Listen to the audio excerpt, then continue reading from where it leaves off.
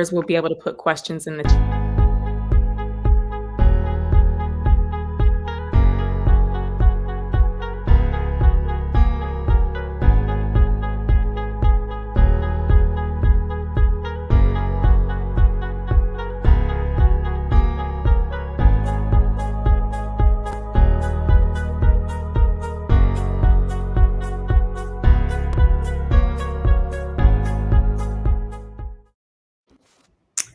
All right, welcome back to Black Life Amplified. It's the virtual town hall series hosted by the African American Leadership Forum. My name is Brittany L. Wright with Insight News. And before we get started, I want to give a very special thanks to our sponsors and all of the organizations who make this town hall possible: Northpoint Health and Wellness and Children's Minnesota, as well as the Minneapolis Foundation, who all come together to make this town hall possible. And of course, I want to give a very special thanks to our producers and community partners, who include Northpoint Health and Wellness, Children's Minnesota, Insight News, Gray Matter, the Minnesota Spokesman-Recorder, and Minnesota Community Care. If you didn't get a chance to watch last week's episode, we talked about Black men in white coats and the lack of representation within the medical field. You can view the full conversation on the African American Leadership Forum Facebook page, where you can find all of our conversations, as well as the African American Leadership Forum YouTube page. Now, today's conversation of Black Life Amplified, obviously it's happening at a much different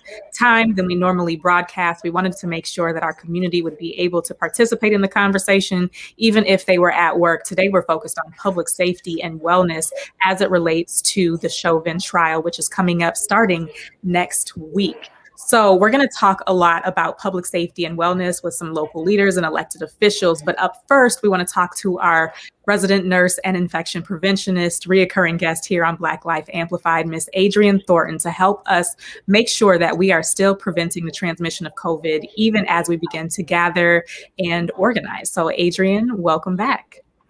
Thank you for having me back. Always glad to be here. So glad to have you. So with the upcoming Derek Chauvin trial, members of the community may be planning to peacefully assemble and protest. What recommendations do you have for how to do so without spreading or contracting COVID-19? For example, if you're speaking at a protest or rally and you want to take your mask off to speak, does that make you suddenly at risk again, or is it okay to take your mask off for a few seconds before you put it back on? What tips and tricks do you have for people who are going to be organizing? Well, I want people to remember that we are still in a pandemic. Numbers are going down, the vaccine is being given, but we are still in a pandemic. And so we still need people to follow the 3 W's. Wear your mask, wash your hands, and watch your distance. And so if you're gathering with a crowd, it's very important that everyone wears a mask. And as much as possible, keep your distance from each other. Try to stay 6 feet apart. I know that's difficult when we're protesting and when we're gathering for social reasons, but we want to try and stay as far apart as possible. And if you're one of the speakers and you need to take your mask off, then everyone around you really should be 6 feet away from you. And I think, a lot of people have seen, for instance, in the president's inauguration where he spoke and he took off his mask, but everyone around him was at least 6 feet away from him. And so that's very important because the risk still exists for us to transmit COVID from person to person. So very important to just keep doing what we've been doing since March of last year until we can get ourselves completely out of this pandemic. Now, during the uprising last year, additional testing sites were made available since there were such large gatherings of people coming together. Have you received any word that there are going to be additional testing sites available now that the Chauvin trial is getting ready to start? I haven't had any information from the Minnesota Department of Health saying they were going to add additional testing sites, but they have so many testing sites available now. I'm not certain that they need to add anymore. They have testing sites all over the state in every county. And so if someone wants to get a test, there are lots of test sites available. And so I don't know that they're going to add any additional sites. And if people want to know where they can go get tested, they can just go to the Minnesota Department of Health website. And if you put in your county or your city, it will tell you all the test sites that are available in your area for you to go get tested. Definitely. And of course, we want to encourage our listeners to call the COVID-19 hotline. The number is scrolling across the screen right now, and it'll continue to scroll as we talk about COVID in this conversation. That hotline is available for any questions that you may have as it relates to testing, the vaccine, et cetera. So please use that community resource as you feel necessary. Adrian, I'm wanting to know, as it relates to the vaccine, if you've had a possible exposure to COVID, does that make you ineligible for the vaccine? It does not. Even if you have COVID, if you've had COVID in the last 10 days, you can still get the vaccine. If you're symptomatic and you're ill, they may ask you to wait a few days if you have a fever, a really high fever, or if you're having trouble breathing and you're really ill, they may ask you to wait a few days because we need for you to heal and get well before you get the vaccine. But just having a possible exposure to COVID-19 will not make you ineligible to get the vaccine. And we recommend that when it's your turn to get the vaccine and you get the email or the phone call or the text message that says you can now get vaccinated, everyone should go out and get vaccinated as soon as possible. Got it. And then if community members want to get themselves tested after going to a protest or just being around a lot of people, do they have to wait until they have symptoms to get tested, or are they able to get a test at any time that they request it? Right now, depending on your age and your history, you will need to wait until you develop symptoms if you live in certain living situations, or if you're of a certain age, or if you have certain health criteria, they may allow you to get tested without developing symptoms. But for the most part, we're waiting until people develop symptoms. If you feel like you've been exposed to someone with COVID, the best thing you can do is quarantine at home away from others for 14 days. That is the best thing you can do. Testing just tells you you're positive, and then you still have to stay home and quarantine. So really, if you find out you've been exposed, the best thing you can do is stay home and quarantine yourself from others. Got it. Adrian, is there anything else that you want our community to know as we go into the next week as it relates to protecting themselves from COVID and just keeping themselves safe? I know the tension is high. Everyone is upset. We're concerned about the trial. But if you can stay home and protest quietly on social media or away from people, of course, that would be the preferred way to do it. Gathering in crowds is never a good ideal, but if you do go out in crowds, just remember to wear your mask. And if you have your alcohol hand rub, make sure that you're using it. If you don't have it, try to find some. And if you're ill, stay home. No one who is ill with any type of symptoms, whether it's a runny nose or a scratchy throat or an upset stomach, if you have any of those symptoms, you really should stay home and not go out and be around other people until you are well. Well, Adrian, thank you for your time. We appreciate you as always. And we'll be looking forward to your next COVID update next week. Now we're going to be moving forward with our next guest. So this particular episode of Black Life Amplified is focused on public safety and the upcoming trial of Derek Chauvin, the former Minneapolis police officer involved in the murder of George Floyd. The trial is set to begin next week with jury selection. And so here to talk about the upcoming events and changes within the Twin Cities and across the state of Minnesota is John Harrington, the commissioner of the Minnesota Department of Public Safety for the state of Minnesota, Sasha Cotton, who was the director of the Office of Violence Prevention with the city of Minneapolis, Jacob Fry, who is the mayor for the city of Minneapolis, and Miss Andrea Jenkins, who is the council vice president for the city of Minneapolis, representing Ward 8. So welcome, panelists, and thank you for being here. I'm going to ask each of you to share your opening statements before we move on to the question and answer portion of this interview. So up first is Commissioner Harrington. Commissioner, please share your opening statement. And again, thank you for being here. Brittany, thank you very much. I appreciate the opportunity to be with you today. We are at literally within days of the beginning of the trial. March 8th has come rather rapidly to us, and this is really not only an important time for us here in the Twin Cities, but also an important time for us here in our nation. And it is going to be an internationally viewed trial. More important than that, it is a trial that I think really is going to test Minnesota's commitment to equity and to ethics and to our ability to keep the peace. And that is the oath that I took when I began in policing back in 1977. And it is an oath that I continue to see today as being absolutely essential. The mission that we are trying to achieve, and I'll close on this, is twofold. Number one, and I think most importantly, is to preserve and protect lawful First Amendment nonviolent protests and demonstrations.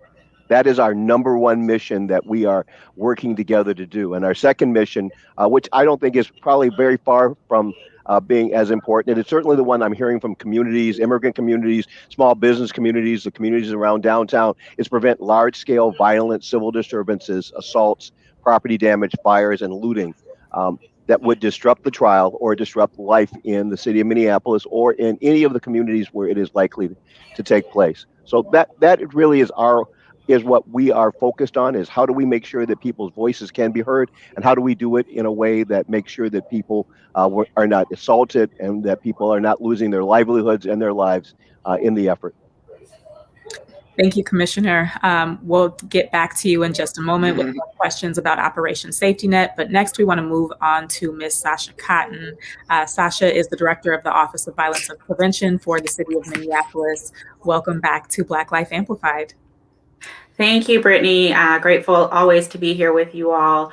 Yes, I am the Director of the Minneapolis Office of Violence Prevention, and we are working very much on the community side of the trial of Derek Chauvin and really thinking about how we know that this has been a traumatic event over the course of the last several months. The experience of watching George Floyd's murder on television, as well as the events that followed and the unrest that our city experienced, are particularly traumatizing locally, but we know that the entire country watched. And so as we think about what our communities need to feel supported and informed throughout the process of the trial, that is really the focus of the Office of Violence Prevention and many other departments, both within the city of Minneapolis, and we're also partnering with Hennepin County and Ramsey County and the city of St. Paul, really to make sure that we are thinking about the ways that trauma and the impacts of sort of the security that will be needed to keep our communities safe, as well as the day-to-day events in the courtroom that may cause distress in communities. So grateful to be here and looking forward to talking more about that with you all tonight.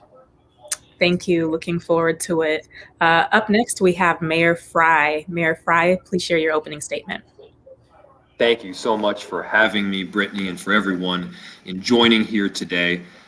This trial, as has been stated, is really the culmination of a barrage of trauma that our communities, and especially our Black community, has experienced over this last 9 or 10 months now. And as Commissioner Harrington mentioned, the priorities are going to be safety, making sure that we are protecting First Amendment rights, and then continuing to deliver our core city services with excellence. And one of the assets that we have this go around that we certainly did not last is time. We've been preparing since literally late August. That culminated with a request for the National Guard in December. And throughout this process, we've been working on improving a number of different communication channels. We want to have ongoing, formalized relationships with our community partners, with our leaders in a number of different cultural communities, with nonprofits, businesses, neighborhood associations, and Black captains, so that we can have this two-way dissemination of information. We can provide information that can quickly be disseminated to the public, and then we can also receive that intelligence and be better equipped and able to make decisions based on it.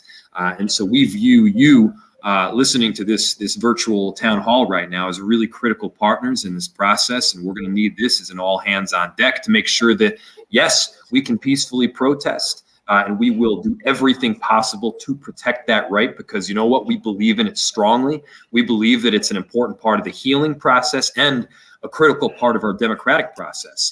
And we also know that from what we saw in late May and early June of last year, there are these outside instigators that will and have come in, and they seek to use these peaceful protesters as a shield so that they can cause chaos and havoc within our communities. We cannot allow that. We will not allow that. We need to protect our community, protect First Amendment rights, and we will not tolerate that kind of outside influence. So we've been doing a whole lot of work. There's more work to come.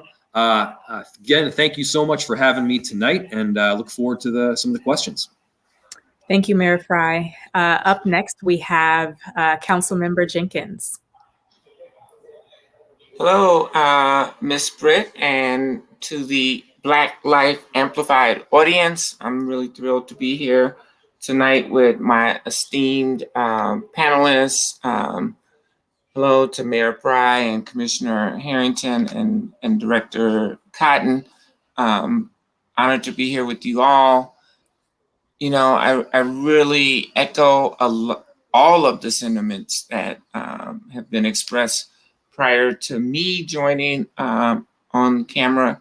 But, you know, I would note that I actually represent Ward 8, where Mr. Floyd was murdered, the intersection of 38th and Chicago, which has now become internationally recognized as George Floyd Square. And so we know that there will be a supersized media presence here in Minneapolis, and many of those folks will be, you know, gathering at the memorial at George Floyd Square. Mourners, protesters, people who are just seeking to gain some kind of solace and understanding around these traumatic events that occurred in our city. And so, you know, we at 38th and Chicago at George Floyd Square are really asking people to hold this space sacred. I really appreciate the fact that this entire conversation is being shaped around public safety and health, and you know, how do we remain healthy in this process? And part of what the communities that are representing around George Floyd Square are asking, you know, they're creating mental health sort of healing circles, deep breathing exercises. On Sunday, March 7th, there will be a peace walk and a cleanup of the square. I met with some of the business owners earlier this week that are still operational in that area, and they are preparing for large crowds to be able to service those needs. And so, you know, we really are there will be an open mic during the day, a prayer service. People are really hoping to maintain a solemn and yet I think respectful and certainly an atmosphere of solidarity and support. And so that is what's happening right at ground zero, as it were. And it's really about, as you stated, Ms. Britt, like maintaining public safety, but trying to figure out how do we get on the road to healing as well. Absolutely. And it's going to be a long road to healing. And I'm sure for many community members, we're hoping to see justice as the beginning of our healing process, beginning with a conviction of the officers who were responsible for the murder of George Floyd. But that is a long process. And certainly while we are in that process, there are going to be a lot of changes happening around the city. So first, I want to go back to the commissioner and ask about Operation Safety Net. What is it? Who does it protect? How long will it be in effect? What does the community need to know about the changes that are coming and that are actually starting to take shape here in the Twin Cities? Thank you very much. That's a really long conversation. And as Mayor Fry mentioned, it is a operation that begun to be planned in August of last year and has moved into sort of high gear in terms of planning in January of this year. Operation Safety Net is first and foremost a crime prevention and a First Amendment facilitation plan. And so it was built around the idea that we were going to prevent people from setting fires, doing the looting, and assaulting people, while at the same time making sure that people's First Amendment rights were upheld. It is what we are calling, the term we use is it's a unified command, which means that it has at the table the St. Paul Police Department, the Minneapolis Police Department, the Hennepin County Sheriff's Department, the Ramsey County Sheriff's Department, and then several state agencies, some of which are under my command, including the Minnesota State Patrol, the BCA, but in addition to that, the Minnesota DNR and the Minnesota National Guard are all at the table, and Met Transit, I tend to forget them, are all at the table planning and coordinating and pooling resources so that we can make sure that bad things do not happen and that good things like First Amendment rights will happen. It is hard to give you a actual time frame for this. We are in what we call phase one, and we've looked at this as being part of 4 phases. Phase one has been planning and preparation, and that has been everything from staffing plans to logistics plans to intelligence plans to communications plans, trying to make sure that the 911 system, that all the radio communications will be operational. Planning for how we're going to make sure the fire trucks get from point A to point B safely so that if we do have fires, we can put them out right away. Starting on Monday, we move into what we think of as phase 2, which is jury selection and trial. And we expect that phase 2 will last probably at least 2 to 3 weeks. And so we expect that we'll be in jury selection and the early part of the trial up through probably the end of March. And then from the end of March until whenever the trial is over with. And that's the part that we don't have a handle on as to how long will it take for the prosecution to present their case, how long will it take for the defense to present their case. And then as we get to closing arguments and what we believe is a verdict, we will move into phase 3. We believe that as the case goes to the jury and as the jury is getting close to a verdict, that will be the time when there will be the most angst and the most concern, where people will want to come in and have their voices heard. And so initially you're seeing lots of physical barriers and lots of planning in place. You'll see that for the next 3 or 4 weeks. And then when we get closer to juries, to the verdict and the closing arguments, you'll see more operational, you'll see more officers on the corners doing preventative patrol. You'll see National Guard at certain points. You'll see more transit cops and others out and about, pre-stationed to protect property. And at the same time, you'll see them also facilitating people getting to the free speech zones that we have created that are immediately adjacent to the court. Phase 4 actually is once the verdict is in and hopefully nothing happens. My hope for this is that we have done our job in such a way that people's voices can be heard and that folks that come here to create havoc and create mischief and create harm will look around and go, this is not the place to do that, and they will turn around and go someplace else. If we are successful in that, we will then move into what we call demobilization and a reduction plan as we move back out of operational mode, back to our steady state. Everybody's got to answer our 911 calls. We all got to do our jobs. Got it. Thank you. So I heard you speak at a press conference on Monday, and you said as of now, there aren't any active threats of people planning to commit acts of violence or harm. Is that still the case, that you don't have any active threats that you're monitoring?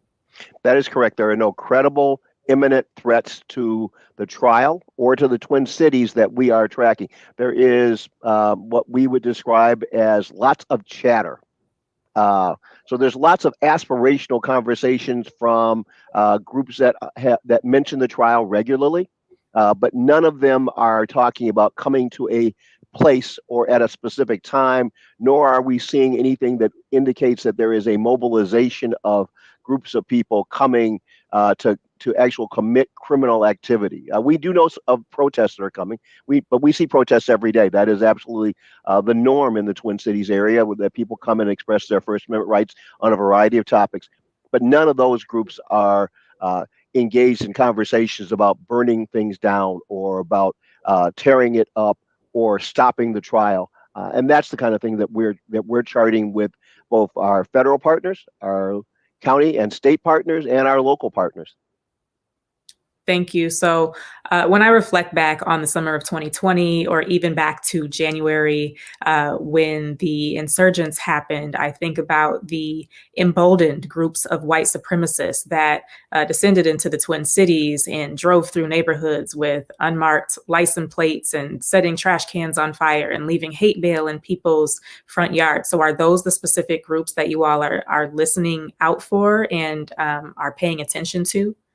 Yes, we have been monitoring them since during the summer and through the election period, because we tracked a lot of that. Those same groups were actively engaged in conversations about that. Several of them actually did have protests that we actually either monitor or had to act as a buffer zone between, because we had protesters and counter protesters that showed up at state property to express their views. Let's just put it that way.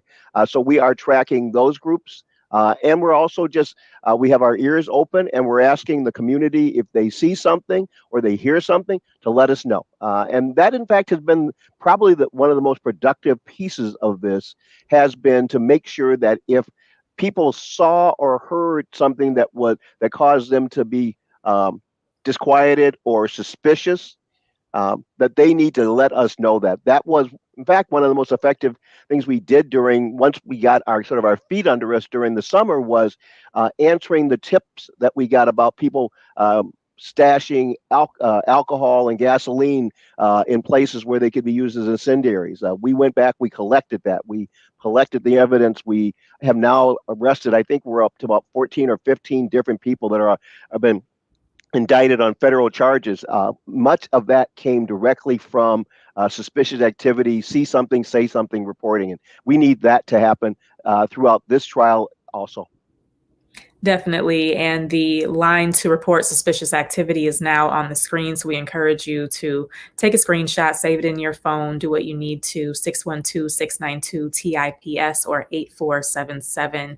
But that's a great point that you make. I know there were a lot of residents within the Twin Cities who were seeing suspicious activity, watching their neighborhoods go up in flames, and people were complaining that they were calling 911 and the lines were jammed, or they couldn't get through, or people weren't being dispatched fast enough to come. And so can you make the distinction on when people should call 911 versus when they should use this other number? If all they have is a suspicion, but they don't see something that's actively happening right now, the tip line, we believe, will be sufficient. But if they see people in their alleys that causes them concern, 911 is there for emergencies. And if somebody was in my alley late at night doing stuff that I don't know what they're doing, that to me is sufficient enough that I would be calling 911. We are working with both the Minneapolis PSAP, the St. Paul PSAP, the county PSAPs, and with the state ECN, which is the Emergency Communication Network, to build in some redundancy so that we won't have calls that go unanswered, or calls that are where folks are on hold for an inordinate period of time. And part of what we built up with Operation Safety Net is a very robust response, which will ensure that those calls will get answered and they will get a prompt police response. That response may well be from the local police department, or it may well be from one of the agencies that is committed to being with us on mutual aid. But our plan is to make sure that no call goes unanswered and that nobody is sitting on hold waiting to tell us about something bad is going to happen. We want to be prompt in our response, and we want to be effective in our response. Got it. So in talking with some members of your team, shout out to Nicole, who helped bring this town hall together. I was told that there is going to be an increased number of police officers and National Guard. I believe the number was 1,900 National Guard members have been requested, and an additional 600 mutual aid police officers. I'm wondering, has there been a request for additional firefighters given how much of our city burned last year? Actually, there has. And one of the things that we did early, I think night 3 or 4, we were having a conversation because the community was calling us saying things were burning and they were not getting the fire department there as quickly as they thought they should. So we talked to then Chief Friedel, who talked about his firefighters being unable to go into what were very hazardous zones because they were taking bottles and rocks and incendiaries directed toward them. We at that time arranged for the National Guard to start escorting firefighters in. And at the same time, we also reached out to the Metro Area Fire Chiefs Association. And the Metro Area Fire Chiefs Association has also, much like the police departments, has offered mutual aid. And so we will have firefighters from around the metro area, primarily West Metro, Hennepin, Anoka County areas, that will be supplementing the Minneapolis fire departments. And we have fire departments from East Metro, primarily Washington, Ramsey, and Dakota County, that will be supporting the fire departments on the St. Paul side. So we have looked at that, much as we did with the 911 system, as a gap in our continuum, and we have, we believe, provided more than adequate firefighting backup to come in if Minneapolis is overwhelmed or if St. Paul is overwhelmed. Thank you. I'm wondering, with this increase in police officers, firefighters, National Guard members, and Operation Safety Net being built to support people utilizing their First Amendment right, are they also prepared for people who may be patrolling their own blocks in neighborhoods? You know, that was something that community members had to do and will likely do again as the trial begins. So are they aware of the fact that there may be community patrol organizations that have assembled, or other community groups that may be also working to protect the community? Absolutely. And to give you 2 examples of that, one of the first meetings that Chief Rondo and Sheriff Hutch and I and new Fire Chief Tyner all attended was a grouping of the Black ministers up on the north side who talked about what they had to do to protect their churches and their neighborhood during May and June. And we established an open line of communication about how that would work and what we could do. A more recent example of that was the Minnesota National Guard met with folks at Little Earth to talk about what they can expect and how we will work with them on protecting Little Earth, and also on some of the issues around trauma that Little Earth has experienced as protests have gone through there and as they've seen an increase in activity. We want to make sure that both as we are putting more officers and more firefighters and more National Guard into the environment, we also want to recognize that that will trigger a trauma response in some of our community. And we want to be able to meet with them well in advance of that so that they understand what we're doing. And they also understand that if they have concerns and questions about that there are folks like me, like the chief, who are ready to answer those questions and ready to meet with them to try and help make sure that we're doing this the right way. Got it. And I just want to make note that there are a few social media links that are scrolling on the screen right now. There is a Facebook, a YouTube, an Instagram channel, all dedicated to Operation Safety Net. So beyond the scope of this conversation, if you or members of your community have questions on what's happening with Operation Safety Net, those channels will be available to disseminate information. I'm curious, though, as we talk about Operation Safety Net and this being such a widespread effort across multiple entities, who is paying for this? We all are. Unfortunately, that's the unpleasant reality of this. We propose, and Governor Walz asked the legislature to create what we call the SAFE account, which is an account that would allow cities, police departments, jurisdictions to ask for state aid to backstop the expense of something. The human example of a natural disaster. So we have a disaster contingency account that we use for floods, and we use it for tornadoes. But that account specifically in legislation doesn't allow us to use it for things like a riot. And so the SAFE account was meant to do that. And I'm still guardedly optimistic that the legislature is going to take effective action around the SAFE account that will provide some state aid from the general fund to backstop the Minneapolis, St. Paul. But we knew that this, in fact, the demonstrations and the riots that we saw during the summer were not just the Twin Cities. We had to send troopers up to Moorhead and Fargo. We had officers that had to go down to Rochester. We had demonstrations in Anoka and all over. The Lakeville County Courthouse was set afire. So this is not simply just a Minneapolis.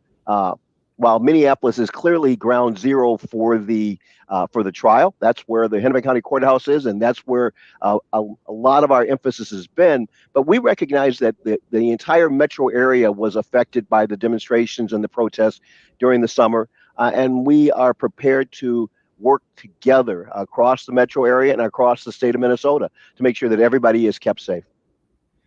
Well, thank you, Commissioner Harrington. Before we wrap up, is there anything else that you'd like our audience to know about Operation Safety Net, or just what to expect in the coming weeks? What I would like to say in closing is that we have been working together to try and meet our two really basic objectives: make sure that First Amendment rights are protected, and to make sure that property is not destroyed. I have been involved in this kind of a conversation since running the security for the RNC, and we were successful in keeping a group of people who had talked about tearing up St. Paul from being able to do that. And we were able to do that in both cities, and we were able to do that very successfully. And Operation Safety Net is the next iteration of that, in my mind. I think we have the right people at the table. And among those right people are folks like Nicole Archibald, who is my Director of Community Affairs, who is making sure that the business community, the immigrant community, the communities of color, and that the neighborhoods are all involved in this conversation. Bruce Gordon, who runs my media and my comms department, making sure that we will have a regular voice and information so that people won't have to look for information.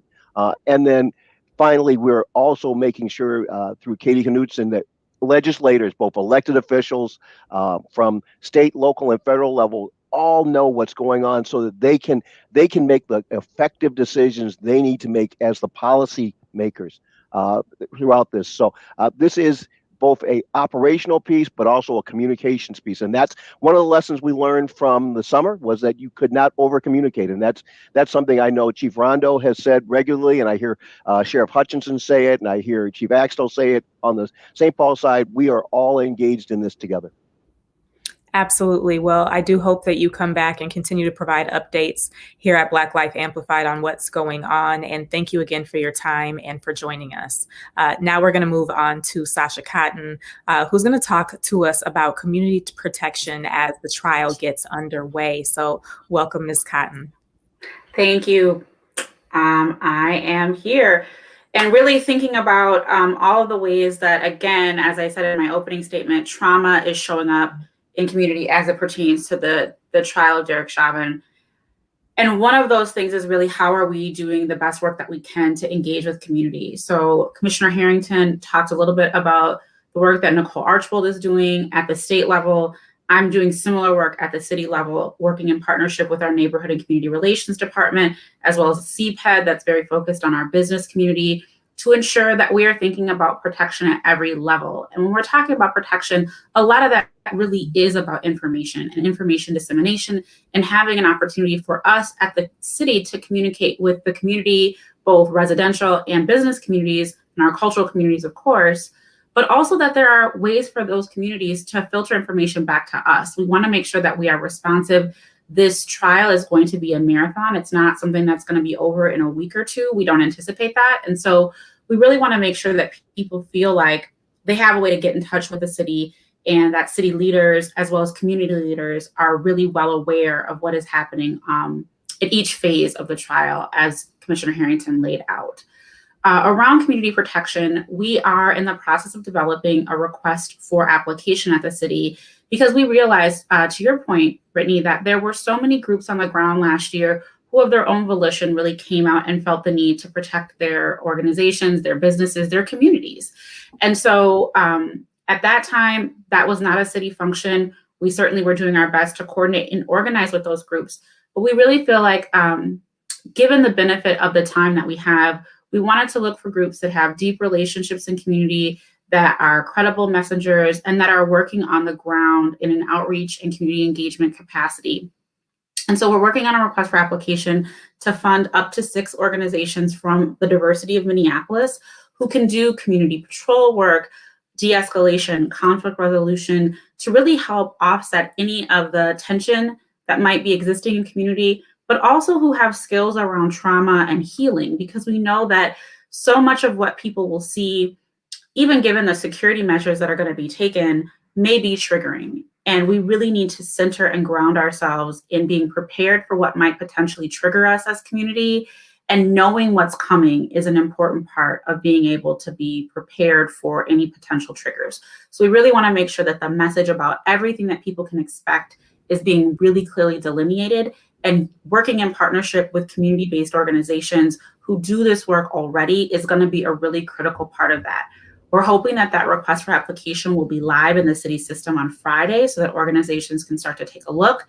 It is going to be a very tight turnaround in order for us to have groups out and ready to engage early on in the trial process. So we're very excited about that work. We're also working on some guidance for agencies or Block clubs and, just neighborhood groups that want to do this kind of community patrol on their own independently. We certainly want to provide them with good guidance and practice on how to do that safely, thinking about, the minimal ways that if they feel the need to try to block off their streets, that they're not doing that with boats and vehicles that would prohibit our fire trucks and other emergency vehicles from getting through. Thinking about things like reflective vests so that they're visible, flashlights so that they can see what's in front of them. We know that we had groups out who were rapidly pulling together, themselves and others, and that is deeply appreciated. We know that community came together in a very unique way due to the trauma of the murder of George Floyd, but we want to help communities be prepared this time. So we are developing guidance that will be on the website, as well as that RFP that I just described a little bit earlier. And so I will pause there and see if you have any specific questions.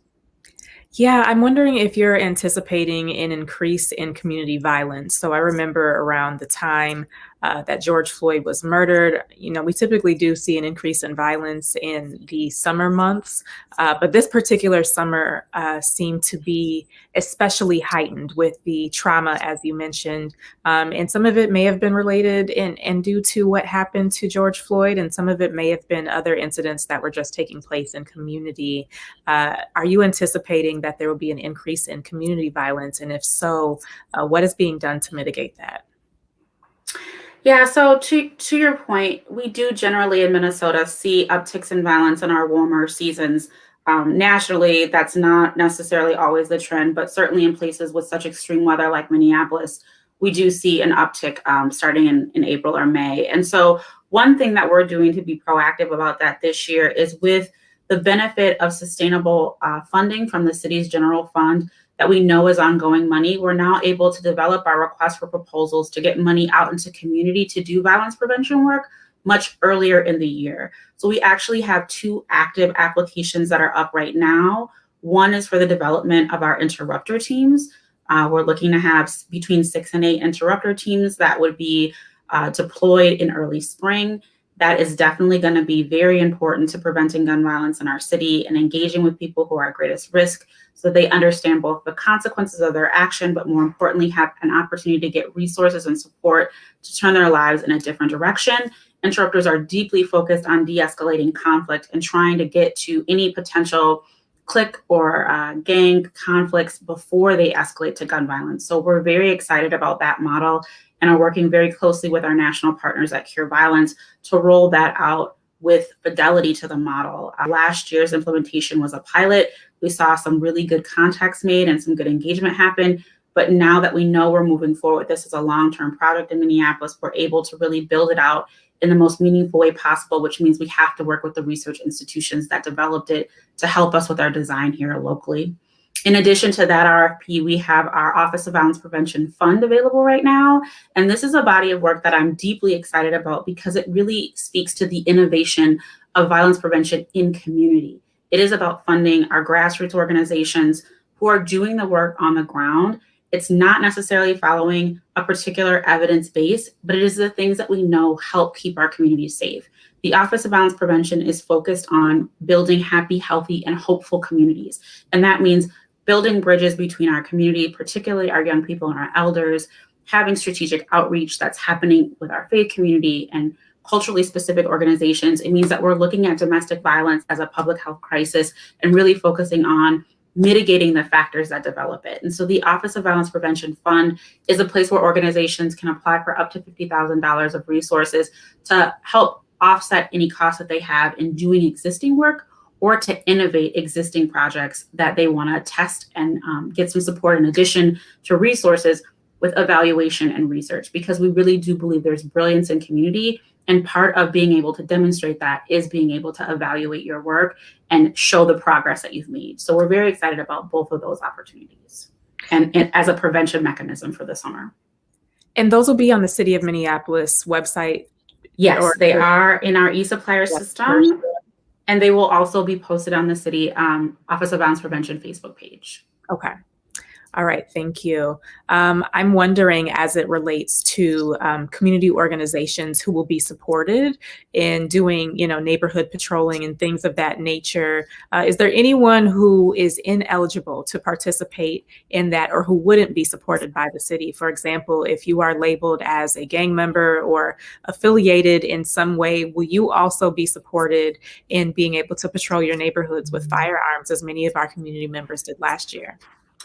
Yeah, thanks. That's a really good question. So one, I want to be really clear that the City of Minneapolis is prohibited by law from providing resources to organizations who bear arms.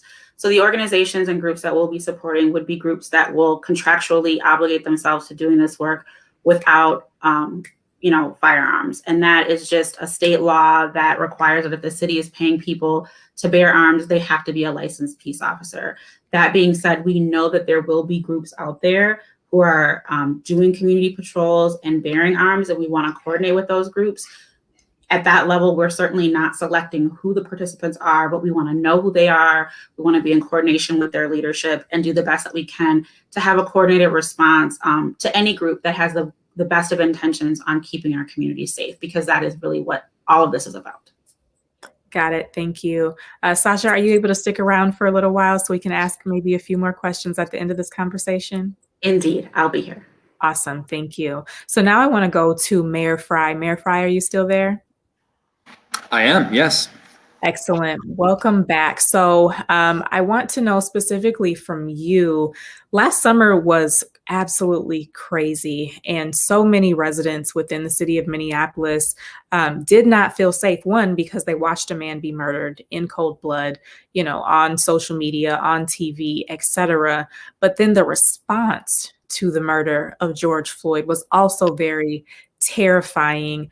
What do you have to say to your constituents to help reassure them that they should feel safe in this moment and that you're prepared for this moment? The asset that we have this go around that was not at all present last is time.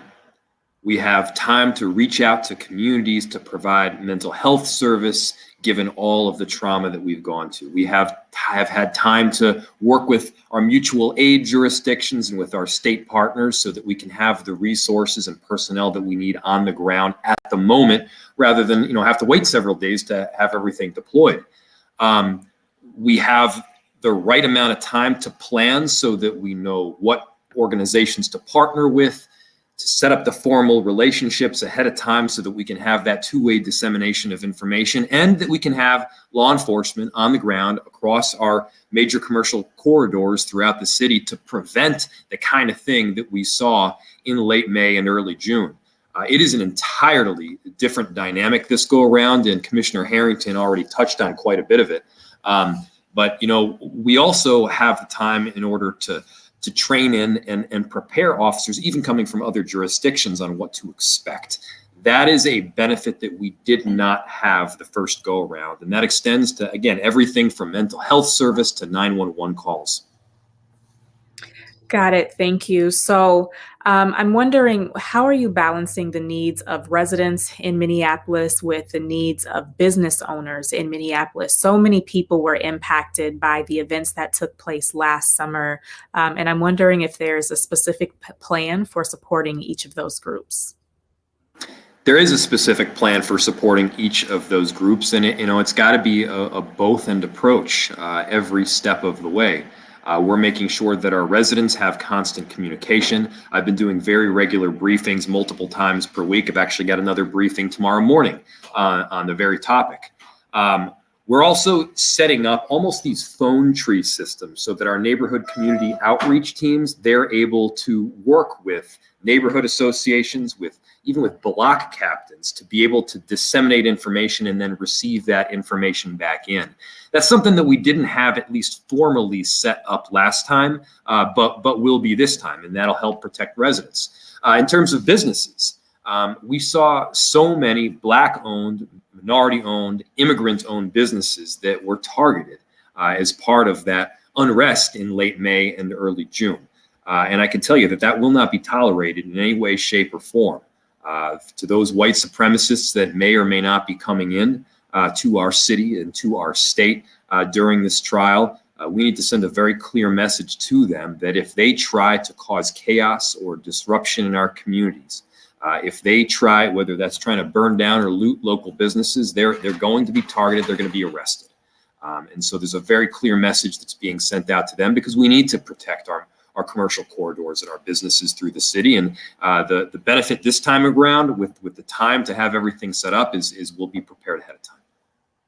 And speaking of people being targeted, I'm wondering if there is any plan for restitution if a community entity or a constituent's home is burglarized or vandalized or burned or harmed in any way. Is there an allocation of funds to help with the restitution of community property that's damaged? So we have made a very clear ask into the state to help with some of the restitution damages that were already done during the unrest in late May and early June. We have not received money yet. A lot of it has been sucked up in some form of partisan gridlock. But I'll tell you what we've been doing at the city. We can't march this whole path on our own, but we have been doing quite a bit of work. And a lot of that stems from this mentality that we can't just go back to the way things were. We can't just be a return to the old normal. It's got to be a whole new transformative normal. And several things we're moving towards on that front. One, we have devoted monies at our city to assisting some of these small and local businesses and to individuals that were substantially impacted by either COVID-19 or the unrest. We've provided emergency rental assistance to thousands of people that have been impacted over this last year. We've set up 3 new additional shelters this year to help those that are on the fringe and having a really difficult time or experiencing unsheltered homelessness. And then we're also setting up plans so that once we do return to more bolstered economic activity, the people and the businesses, many of them Black-owned, that have made these corridors wonderful to begin with, can stay and can reap the benefits of the economic gains. So far too often we've seen these scenarios where you've got a Black-owned business that is wildly successful, whether that's a furniture store or retail outlet or a restaurant. They make these neighborhoods wonderful to begin with. More people and customers want to come to those neighborhoods and corridors. The value goes up, the rents go through the roof, and then they get the boot. We have set up a system to enable some of these Black-owned businesses to actually buy their own property. So they can buy the property, the underlying real estate, and then when that value increase is seen, they're the ones that are actually benefiting. So that's just one of a number of different things that we're doing right now to provide not just restitution, but getting to a new transformative normal. Absolutely. And speaking of a new normal, we've talked about Operation Safety Net and how we're already in the middle of phase 1. Phase 2 will begin next week as jury selection begins. But things will be relatively different within the Twin Cities and specifically within the city of Minneapolis for a while as this trial progresses. But I want to fast forward to the end of the trial.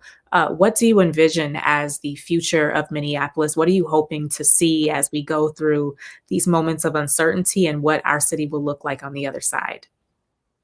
Well, there's the other side of this trial. There's the other side of COVID-19, the other side of an economic recession. Minneapolis has been really the focal point of so many of these issues. And it's not as if these issues aren't being experienced elsewhere. But I think the fault lines are particularly exposed here. And, the way I think we all need to look at it is this is an opportunity. We are poised right now in this city to do things differently. And the way I look at it is we've got to harness all that pain and anger and frustration and energy and channel all of that energy into getting some productive things done that reshape how we do policing, that we reshape how we do economic inclusion, that reshape even how we do housing. And so I think we're at the precipice of something amazing if we can harness that energy. And so, there won't be the old normal, as I said, but we can get towards this new, totally new normal where economic inclusion is a centerpiece, and we're making sure that BIPOC business owners, BIPOC entrepreneurs, and residents, they're not just at the table, but they're key beneficiaries of the work. Now is the time to make sure that the precision of our solutions match the precision of the harm that was initially inflicted. And I think we've got an opportunity to do exactly that. You mentioned doing things in a new way, and it makes me think about where we're at in this moment and what brought us here. In your opening statement, you referenced specifically the trauma that the Black community is feeling and experiencing after the murder of George Floyd and the historical trauma that is behind our relationship with police and law enforcement, et cetera. I'm wondering, you mentioned the future and opportunities for BIPOC communities, but I'm wondering specifically for the Black community, given that George Floyd was the Black man who changed the world in such an unfortunate way, and given the contributions of your Black constituents, if there would ever be specifically a fund that would support in a reparative way the Black community, and if that could be a part of the future of Minneapolis. Well, if you're talking about reparations, I certainly support it. I think that's a conversation that needs to take place, not just at a local level, but at a national level as well. Because here's the thing. I mean, if you do reparations in a real way, if you acknowledge the intergenerational harm that has been done, yes, by slavery, yes, by 400 years worth of intentional racism, intentional segregation, restrictive covenants run with the land, zoning issues that we've set up, the inability to get monies and financing through a GI Bill following World War II. I mean, there's so many different impacts that have happened over time that, yes, we do need to see reparations in some form. And obviously there's going to be a whole lot of discussion as to what that form looks like and what level of government is in charge of pushing for it. But if you're talking about reparations, I'm for it. Excellent. I know you have to take off in just a moment, so I just want to ask you a few more questions so that we have clarity on what to expect as it relates to Operation Safety Net. I'm wondering if you have plans to have curfews as Operation Safety Net goes into these next phases, and if so, what does that mean for communities who are unhoused, for neighborhood patrols, for people who maybe just want to sit on their porch and, sit outside? How strict are these curfews going to be? And do you anticipate that that's something that you'll have to lean into? It's a really good question. So first, let's just talk about the timeline of the trial that is coming. So jury selection begins on March 8th. The trial itself doesn't really start up with opening arguments until very late in March. We're expecting that the trial itself will last somewhere in the range of a month, and that leads to jury deliberations and then the verdict happening somewhere in either very late April or even early May. And so we're looking at that time frame, and we, while as the commissioner mentioned, we're not expecting major issues throughout jury selection and the trial. I think it's obvious that things will get more and more tense as we get in closer to the final verdict. We don't have a plan right now to institute a curfew. However, it is certainly an option that is on the table. What I think all of us have talked about our willingness and strong desire and full-on concrete plan to protect First Amendment speech.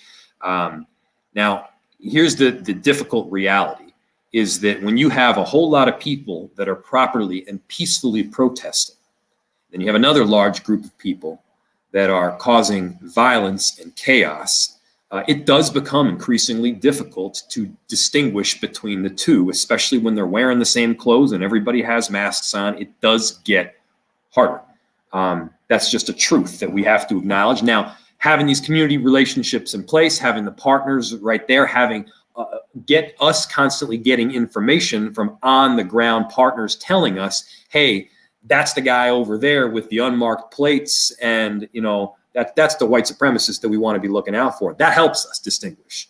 It's still tough at times. And so that's one of the pieces we've got to be looking out for. Now, you asked about how the curfew itself would be enforced and if there would be exceptions to the curfew. And you asked specifically about our unhoused and unsheltered neighbors.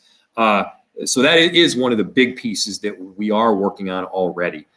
We have shelter space available right now. We have beds available right now. We have more beds that are coming online because we just opened up the Envision communities. It's kind of a system in a warehouse where you have these little tiny homes for each individual who's experiencing homelessness. It's a new model. It's a transformative model. It's one that I fully support, and that'll have another 100 units within it. And so that will certainly help to add capacity within our shelter system. And by the way, as I mentioned, we do have space right now. And so we want to make sure that everyone has a place to go, including those who are unsheltered or homeless. And I was actually just talking with our friends from YouthLink earlier today to make sure that those who are younger, who are also experiencing some form of housing instability, have the right supports that they need in place. And so it's a comprehensive effort, but we will be ready. Excellent. All right, last question, because I know you do have to go. Last summer was incredibly challenging in a variety of ways. If you can leave us with any final words as it relates to just building trust and reassuring the community that you are prepared for this moment and the right person for this moment.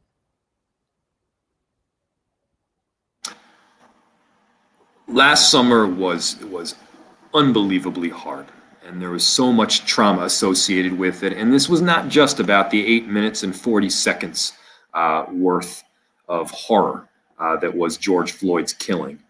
This is about the hundreds and hundreds of years before that. This is I mentioned. This is about slavery. This is about everything that's come since then. This is about not just this one incident, but numerous incidents in our state, in our country, where Black men and women have been killed at the hands of police.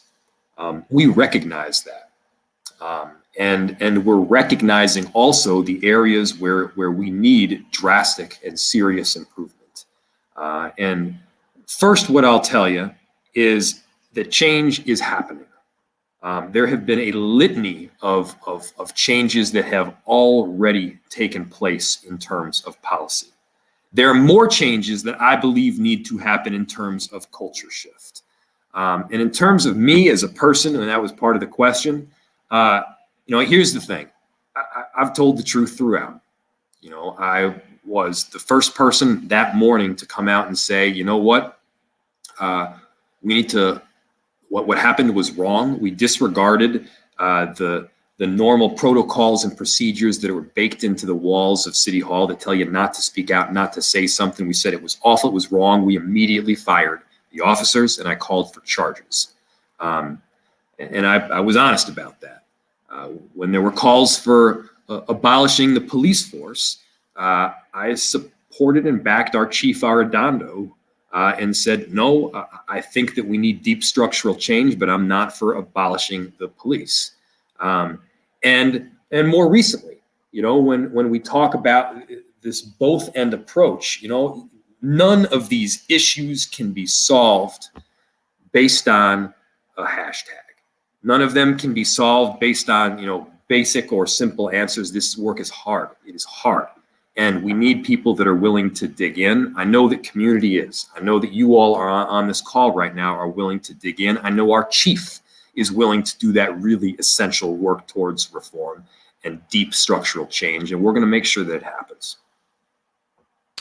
Well, thank you, Mayor Fry, for this time. And we do hope that you will come back and speak to your constituents, specifically within the Black community, as things continue to change so that we can work together to address public safety, the reassurance of having a leader who is equipped for the moment, and also so that we can reimagine beyond this current moment as we talk about reparations and really centering our Black experience and making sure that our leaders continue to see us. So thank you for being here, and we'll see you next time. Now I'm going to go ahead and pivot to Vice Chair for the Minneapolis City Council, Miss Andrea Jenkins, representing Ward 8. Andrea, Councilmember Jenkins, are you there? I am here. Councilmember Jenkins, thank you again for being a part of Black Life Amplified. You're no stranger to the show, and we appreciate you being here. I know it's been another interesting week in the City Council. There were all types of things happening, right? There's Operation Safety Net. There was the influencer program that was rolled out and then that was canceled. There were all types of things that were happening. What do you want to address first? Well, I will talk a little bit about this social media influencer initiative that we tried to roll out. And really, that program was intended to just increase the level and the reach of communication by supporting people who have constituencies, who have a network already, to just make sure that some of the key pertinent information that we want communities to be aware of is disseminated. For example, you asked the mayor, will there be a curfew? And that's kind of a day-to-day, moment-by-moment decision that has to be made. And so sometimes a decision like that can be made, and we don't have the mechanisms to communicate that information broadly in a timely manner, right? It's not like you wake up 3 days ahead of time and say, hey, I'm gonna call a curfew and send out a press release and do all of the things that you normally do to disseminate information. So we wanted to plug into the existing network of community voices, community leaders who already have that kind of network, and support them in just helping to get out factual information.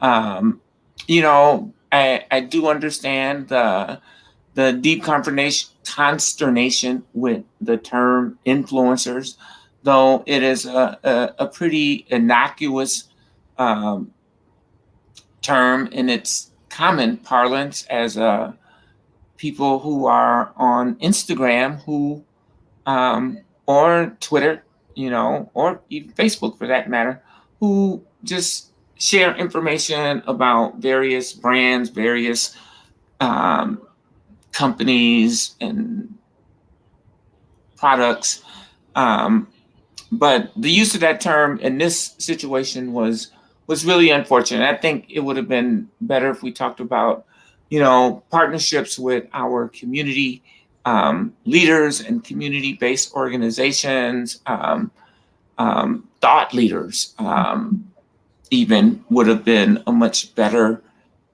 use of language.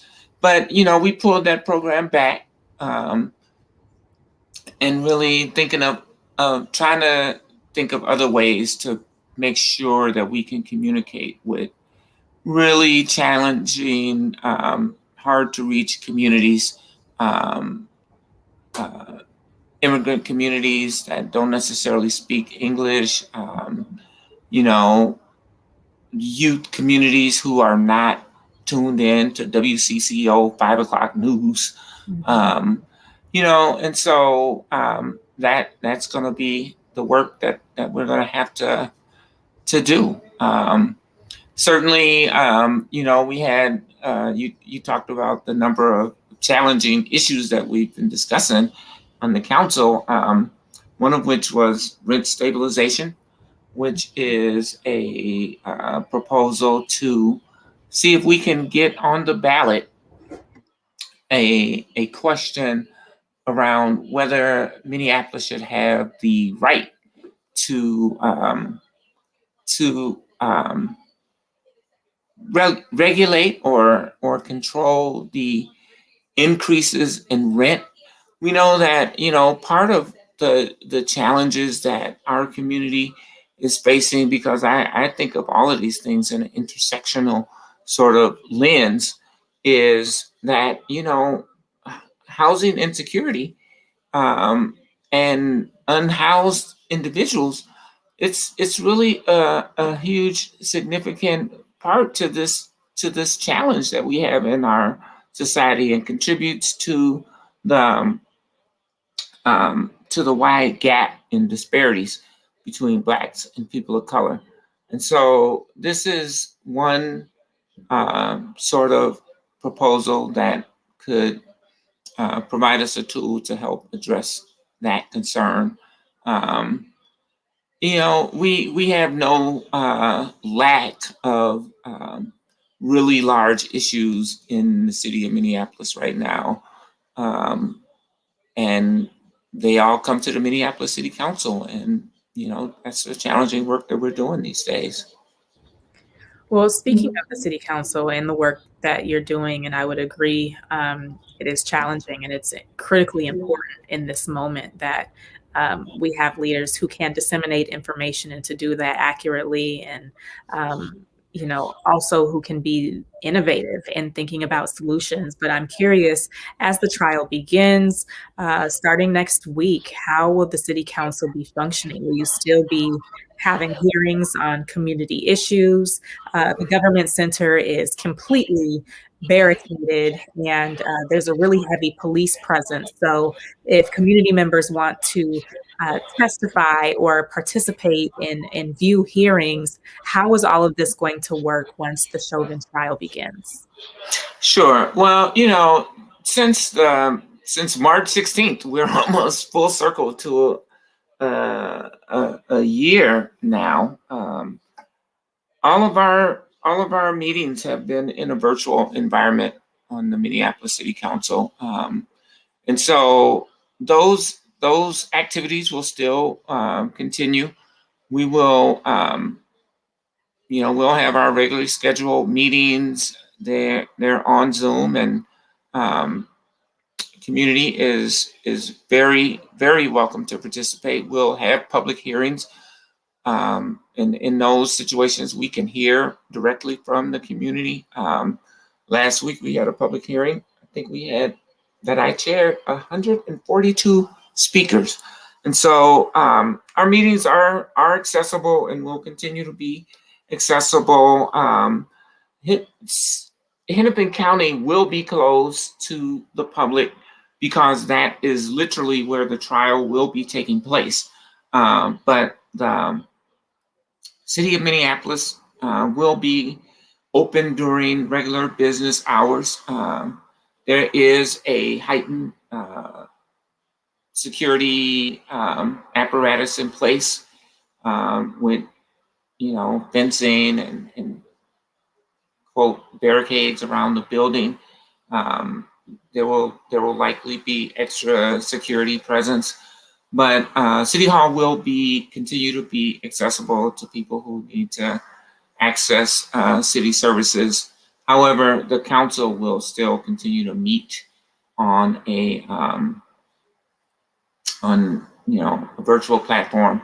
And I know myself and many council members will be having and continue to host separate meetings with the community to give people opportunities to hear firsthand what we're planning, but also for us to hear firsthand what is happening in the community.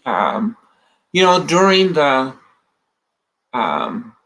uprisings of last summer, I was getting contacted almost every way imaginable. People were hitting me up in the Instagram, direct messages, Facebook, Twitter, texting me. So we are and will continue to be very accessible to the community. You bring up a couple of good points. One, that the government center is going to be shut down because that's where the trial is going to be happening. So I'm wondering if people need to go to the DMV, pay a light bill, things of that nature, where are they supposed to go to handle things that they would normally handle within that building? Right. So there are other, county services located around the metro area.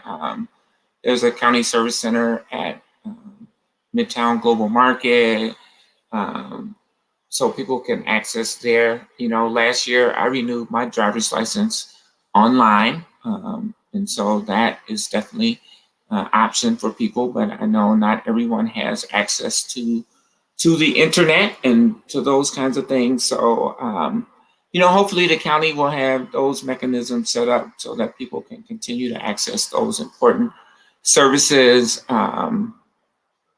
But, like I said, there are other service centers throughout the metropolitan area, the county, that people can access those services as well. It may be a little bit out of the way for some folks, and that is the challenge of that this whole scenario. Even during COVID, I think some of those services were limited at best, and people had to figure out other ways to access those resources. But yeah, it's gonna be challenging. How many times have we said that word in this conversation? But I think, as the mayor said, we can get through this, and as you noted, I think we're going to be a stronger city on the other side. I think so too, and I certainly hope so. I'm definitely, as many people are, apprehensive about the process and the way through, and just deeply concerned about what's going to happen, especially after having lived through the summer of 2020 and what that was like for all of us. And so, we talked about how downtown, how it looks different right now, and it's going to continue to look different as the trial progresses. And I'm wondering, for you in particular, within Ward 8, within your ward, within George Floyd Square, are there going to be additional security measures, barricades, streets that are blocked off, geographically speaking, and in terms of like transportation wise, is there anything that will be changing within your ward? So great question. Right now, as many people I am sure are very acutely aware, George Floyd Square is currently has barricades and is sort of has its own kind of mechanism for controlling, for lack of a better word, who comes and goes out of that space. And so there's been a lot of debate around this topic over the past 9 months. And during the trial, the city, we have made a decision and informed the community that it will remain with barricades. We recognize that, there will be a large media presence, there will be a large community presence, a large visitor presence that really wants to be here and be a part of this really quite historic moment in, I think in American history. And you might even say world history. I've personally been talking to reporters from all around the globe, and so it's very much an international story. But we will leave those barricades in place. I think we are planning to have more sort of restroom services, porta potties, hand washing stations, things to make sure that we can help control the spread of coronavirus and keep the public health forefront in people's minds. There will be, some security, as Director Cotton talked about. We're going to be utilizing and employing community-based groups to help really maintain the public safety and really to promote violence prevention and intervene and interrupt in those kinds of situations. So not a heavy police presence, but certainly, we will be supporting our neighborhood organizations and their community-based strategies and supporting walking groups and people who are invested in helping to keep our community safe. Thank you. I want to ask our producers if they would bring Director Cotton and Nurse Thornton back on screen, and if we could keep Councilmember Jenkins as well. I'd love to be able to speak to all of you for the final minutes of this town hall. This particular moment that we're in, I'll speak for me personally as a Black woman, as I'm not a South Sider, but my dad is, my grandmother lives blocks away from George Floyd Square. South Side. But we got a lot of South Siders in the family, and so mutual friends of George Floyd. It feels so deeply personal.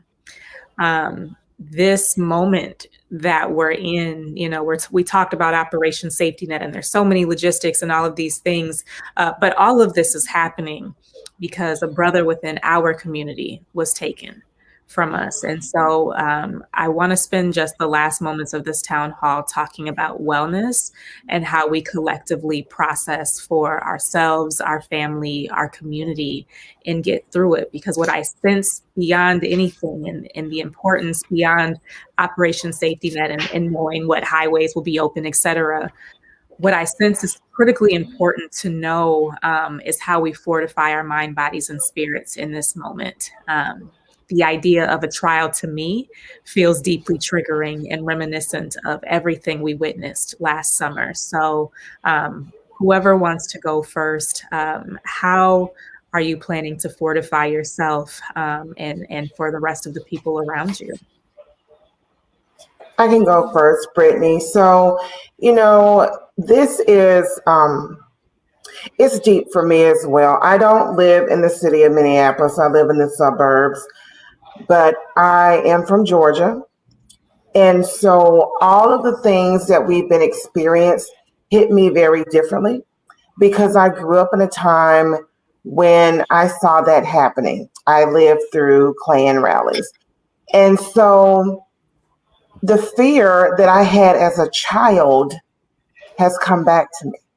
You know, I find myself looking out of my windows all the time, and if I see strange people that I don't recognize in my neighborhood, I'm concerned, and I have contingency plans for what to do with my children just in case. And so trying to stay sane during this time, the first thing I'm going to do is stay in meditation and prayer, because I don't want to let the situation become my story. I don't want my reaction to the situation become my story. I want to be supportive of my community, but I have to ensure that for my sanity and for my children's safety, that I am always aware and always engaged with what we have going on in our lives. And so it's difficult because, for me, I want to just run away. I want to just run home to Georgia, hide with my family, and not deal with it at all. And I can't. And so just staying in prayer and meditation, monitoring the situation, talking to my kids about this. We have lots of conversations. We talk more now than I think we've ever talked in the years since they were born. And so, we're having those conversations about safety and what to do with this and, be aware of that and just, remaining aware, being safe, praying, meditating, and, trying to maintain normalcy within the household as much as possible because, I have nephews and I have brothers, but for the grace of God, it was not them. It could have been. Most of them are still in Georgia. And so it very easily could have been one of them. And so even though I didn't know George Floyd and I don't know his family, that is my brother. That is my cousin. That is my nephew. And so I feel the pain every time I think about what happened to him, but I have to maintain for my family at the same time. Thank you. Director Cotton, do you want to go next? Sure, I'm happy to. As a mother and a grandmother of boys, I am deeply, it resonates in such a way to hear over and over again the words of George Floyd calling out for his mother and that he couldn't breathe, I think is such a trauma trigger for anyone, but certainly for mothers and deeply personal for Black mothers and the mothers of Black children. And so what I am working on is really just trying to stay connected and finding the levity in the moment. The term "you have to laugh to keep from crying" is very real. And so I think anchoring ourselves in the fact that this is an experience like no other and being able to find safe spaces with friends and family to talk about the pain, but also, the moment that we're in could potentially lead to the transition of our justice system and to so many changes. And so also trying to find the optimism in the position that we're in. Change never comes easy. And so I think trying to be optimistic about the future, but also honest with ourselves that this is a really hard thing is an important part of my process. Mm-hmm. Mm-hmm. Absolutely. Councilmember Jenkins. Boy, I'm so glad I got to go last. Last month in Black History Month, I was on a panel at the city of Minneapolis with a number of community leaders, Resma, Minikin, Makeda, Gillespie Zulu, and we had this really amazing conversation. And at the end, there was a question about how do we heal? And, as the moderator of that conversation, I kind of took notes and I wrote this poem. And I'm going to share it with you all tonight as we close out. It's called "How Do We Heal?" What do we leave our children that can orient them? We must have reparations and reparations. Remember, y'all, you can have compassion, and still be critical. That holding on to something has a toxic effect. You must be anti-racist. We have to talk to each other. We can't rest. We have to continuously push. One of the things about the darkness is that it helps us see the light. Remember, there is always a light. You are not defective. I say. Thank you. Thank you, Councilmember Jenkins, for sharing and for always bringing art into your leadership and for always reminding us that it doesn't have to be an either or.